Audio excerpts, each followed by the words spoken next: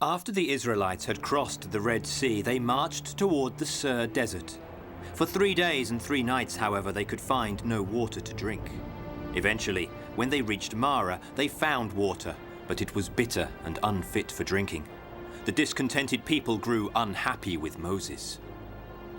"What will we drink? We don't have water." It's Moses' fault. This water is bitter. Can't drink it.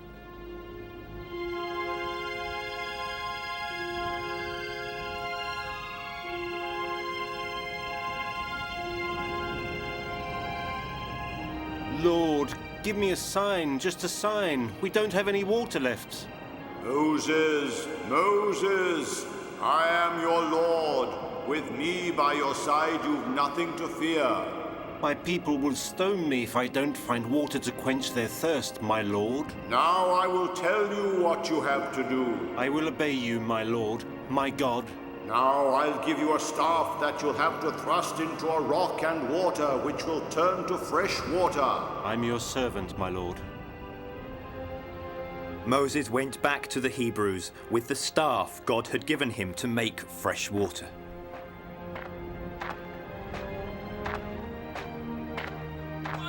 The Hebrew people were waiting for him at the camp, and they grumbled against him. Now you'll perform more sorcery.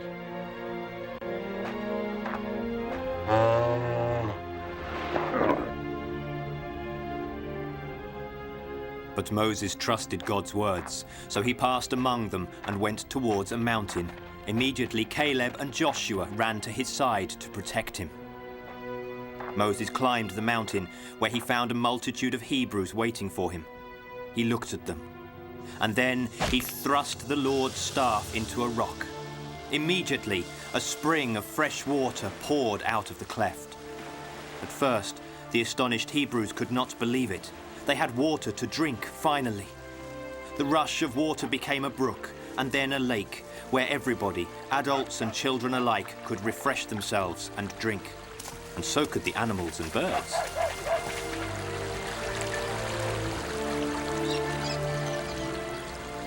Moses looked up to heaven and thanked the Lord for the gift of water. The Hebrews gathered next to the stone where Moses stood and thanked him.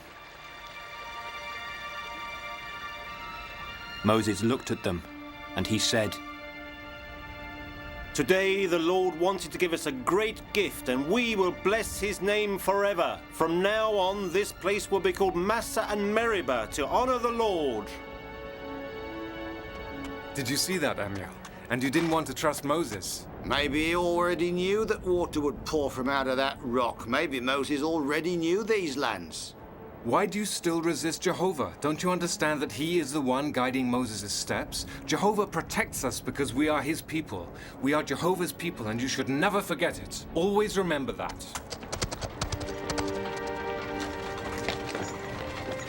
The people are tired.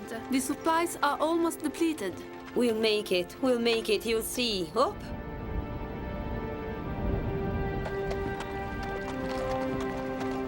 I'm tired. Tell me, where would you like to be right now, Zether? I'd like to be in Horeb's tavern. What I wouldn't give for a sip of his wine.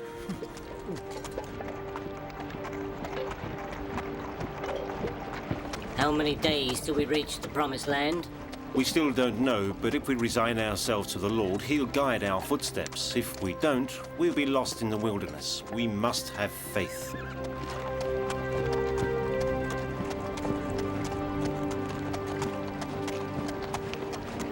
Lord, if we don't get to the Promised Land soon, our children will starve.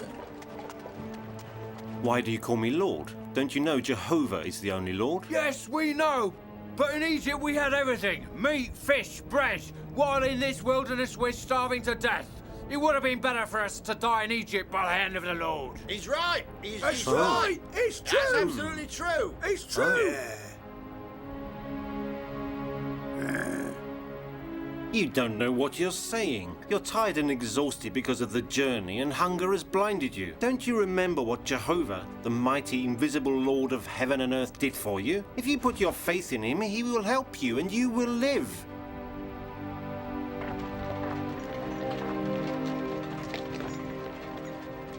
After their departure from Mara, Moses and the Hebrews' caravan arrived at the desert of Sim and camped there.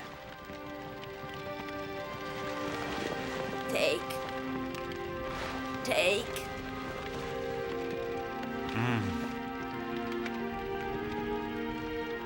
We've nothing left for tomorrow. Our fate lies in the hands of God. Let's go to sleep now. And the Hebrews fell asleep. But during the night, somebody looked after their needs. And in the morning, the Hebrews had a pleasant surprise.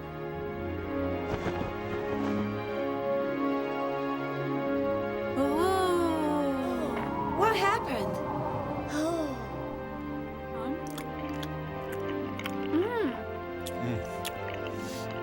It's very sweet.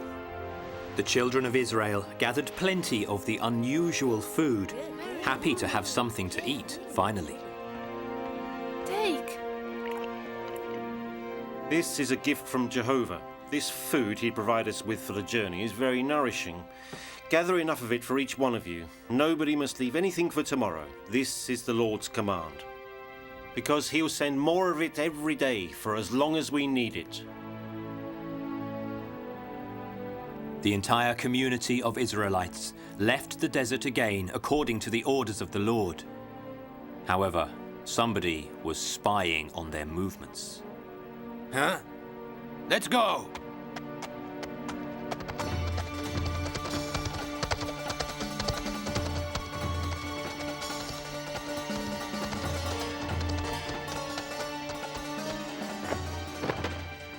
From which nation do they come? We don't know, but there are thousands and thousands. There are so many. They came from the desert. But behind the desert, there are only the Pharaoh's people. The people we saw are not Egyptians. Whoever they are, they're invading our land. What should we do with them, Amalek? We will do what we have always done. We will attack them. There's no place for two peoples in this land. We'll chase them out. Let's go.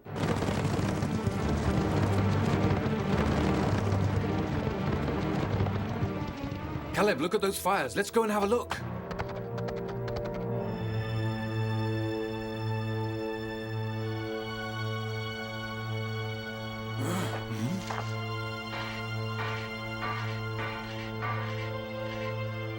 There are many. Let's get out of here. Yes, let's go and tell Moses straight away.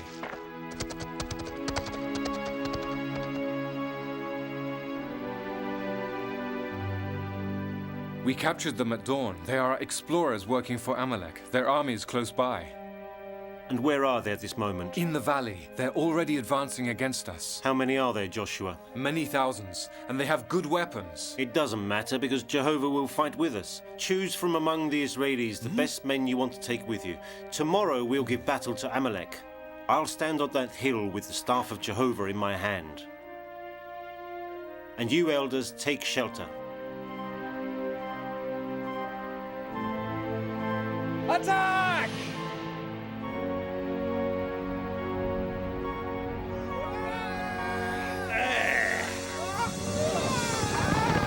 Now, the sun is in their eyes. Let's attack them. Get ready!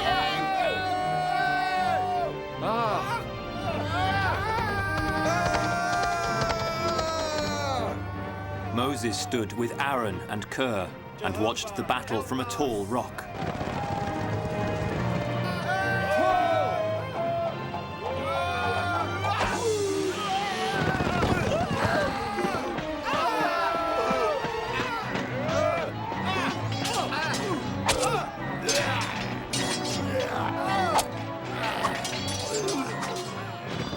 Amalek hurled himself like a fury upon the Hebrews.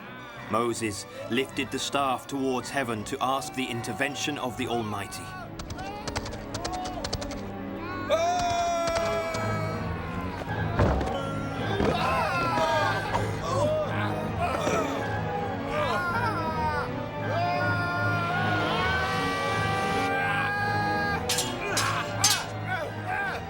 Moses' arms were tired, and he could now barely lift the staff. The Hebrews were not equipped to fight such a battle and looked doomed. It was as if the staff had turned to stone, and Moses lowered his arms.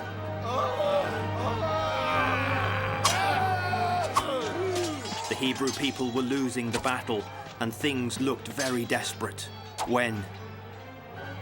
What should we have to see? Aaron and Ker, worried about the battle, approached Moses and looked at him. Moses looked up at them, and his face showed suffering. Then, the two prophets lifted Moses' arms and held them up so that he could keep the staff of the Lord high. Immediately, the battle turned, and the Hebrews fought back bravely.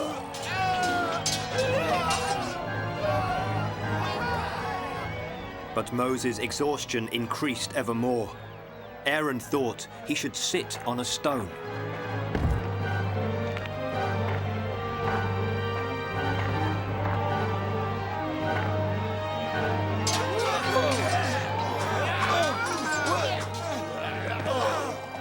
The battle raged on as both sides fought to gain the upper hand. Eventually, however, Amalek was felled.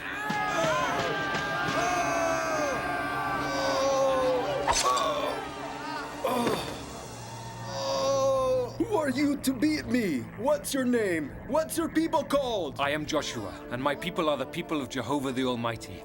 Today he fought for us and for all Hebrews. He is our guide.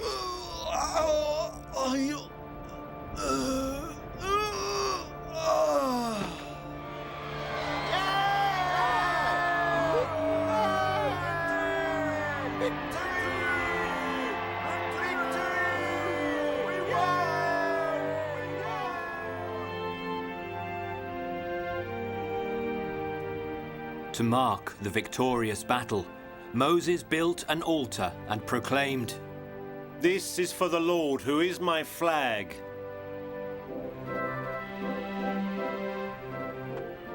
Jethro, Moses' father-in-law, heard what God had done to help Moses and the Hebrew people, and he thought he would set out to join him. Why do you want me to know my father? Is it really necessary, Mother? He's your father, and it's good for you to know him. Mother, is he rich? Does he have a lot of livestock? The journey Jethro had set out on was a long one. Along with him, he took Moses' wife and his 2 sons, who were grown up by now. Their names were Gershom and Eleazar, and they had not seen their father Moses for a long time.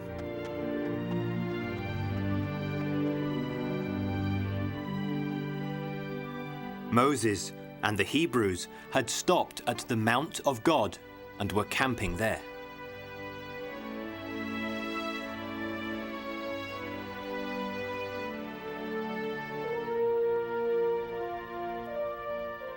Talk.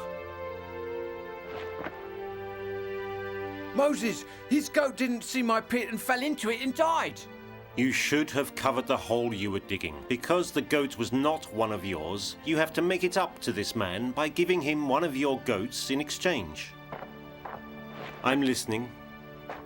Moses, your father-in-law and your wife are here. Hey! Moses! Look, I took with me your wife and your children. Moses, my lord.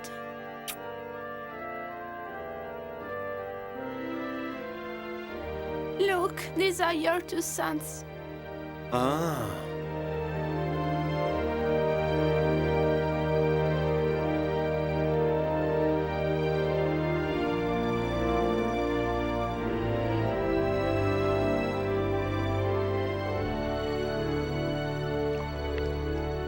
This woman trusted me with her silverware, but when I went to the well to get some water, someone went into my tent and stole them. Woman, do you think she's telling the truth? No. You won't have to pay because you're not responsible for what happened, but you will come close to God to swear that you told the truth.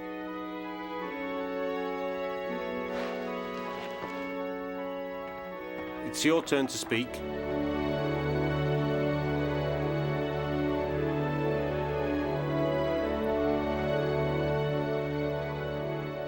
Moses continued like this all day long, until late in the evening in his judge's role, trying to smooth out petty disputes amongst the Hebrew people.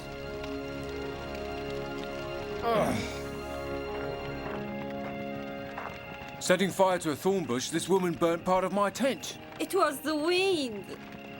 You, woman, will repay this man by helping him to mend his tent.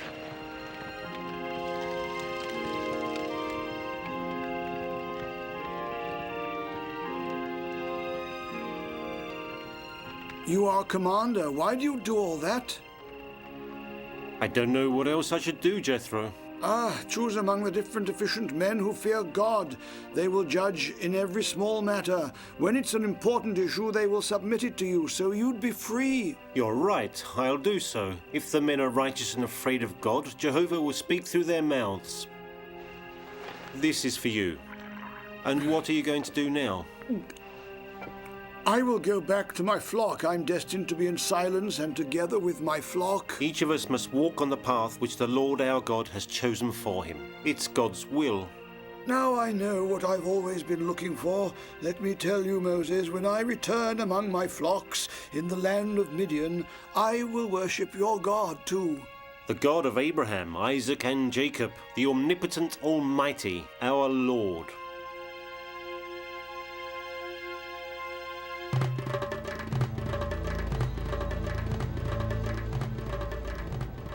After spending several days together, Moses' father-in-law, Moses' wife Zipporah, and his 2 sons left to return to their native land.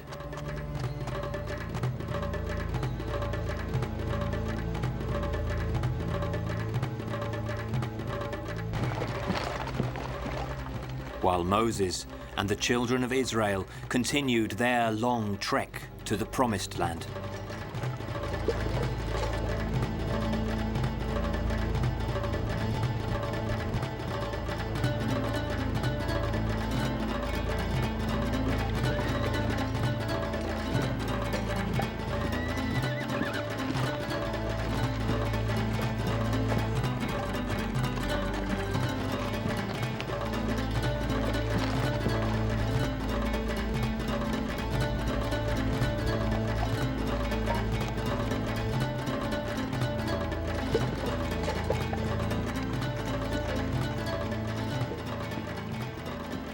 They passed mountains, rivers, and crossed flat lands until they arrived at the Sinai Desert, where they pitched camp next to a holy mount.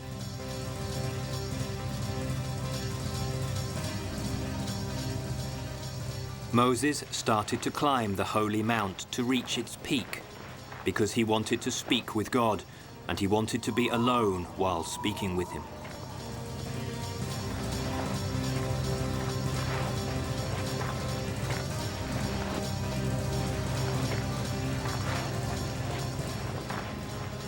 When he reached the peak, Moses called out for God.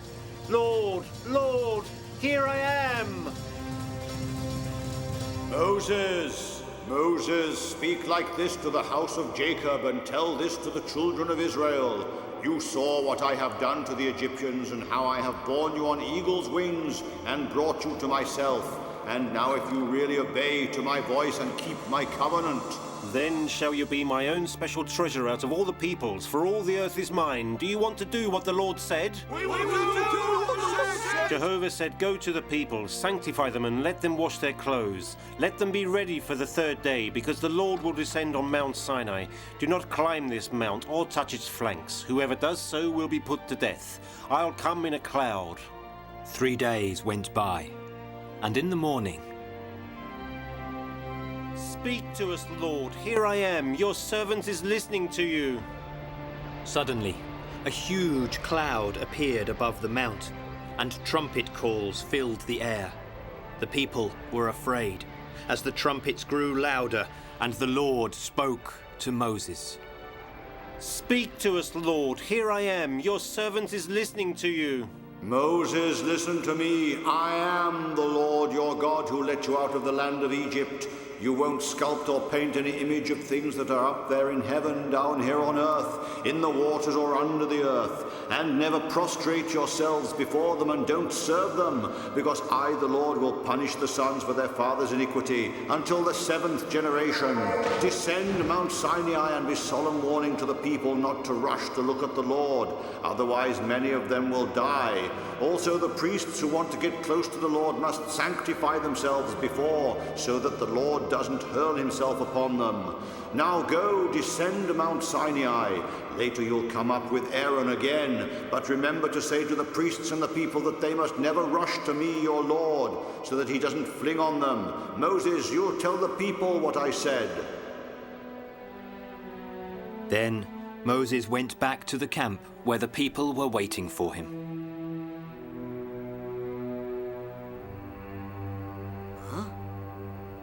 When he appeared through the fog, his mood was clear. He was troubled because the Lord wanted him to communicate a covenant to the people. Look! Look at him, he's changed. Look at him. He's all shiny. I want to write down everything the Lord told me, and then we'll go to the mountain together.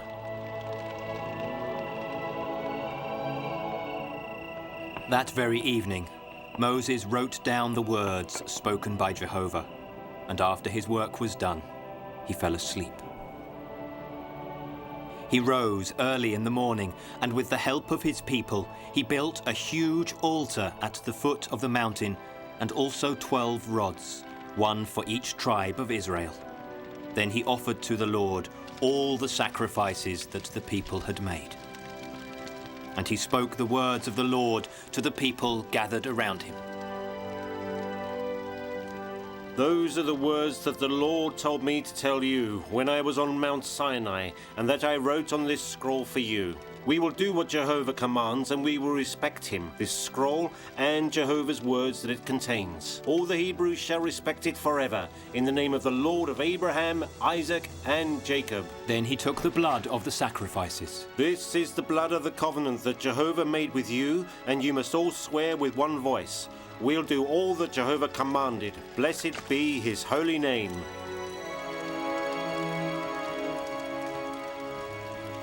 And the people repeated as one voice.